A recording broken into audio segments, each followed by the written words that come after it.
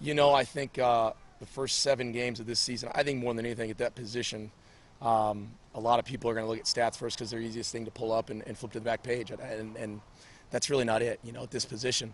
There's a lot to that. There's a lot analytically that you can see and you work through. But at that position, you got to be the toughest guy mentally on the field. And I think that's the thing that he's matured into, and the ability to work through the ebbs and flows of a college football game, good, bad, or indifferent, in different stages, when you're ahead, when you're behind, and when you may take a hiccup. And I thought he showed great steps last week of coming out and leading, and he's done a little bit more each week of doing some things that may not show up in your stat line.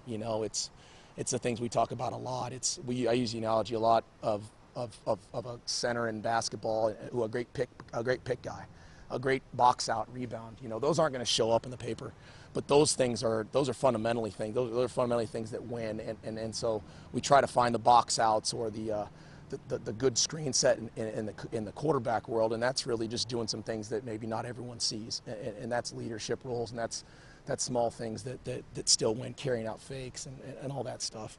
That stuff goes unseen really in the box score, but those are the things that he's done a good job of in the first 7 games of the season, of maturing at that position that give you a chance to really escalate your game. Your first game without Penny, how do you feel like in the shifts of the movements and stuff, how do you feel like your offensive line performed with guys in new positions?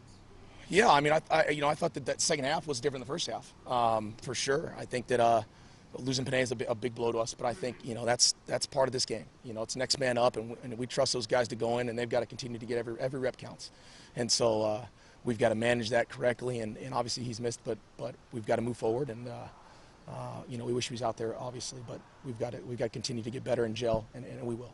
We have today.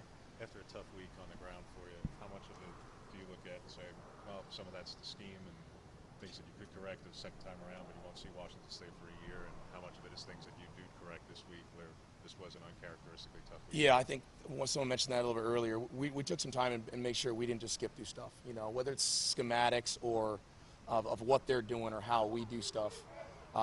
There's lines of all that, and I think that as long as we make sure that, hey, what they do may be this, and this could show up again. We've seen this before, this happened here, or we didn't take the proper fundamentals here.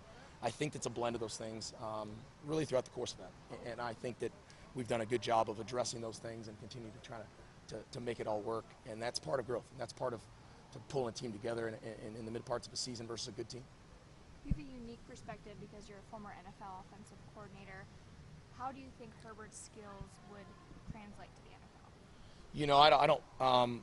He's got a skill set that's pretty special, pretty rare.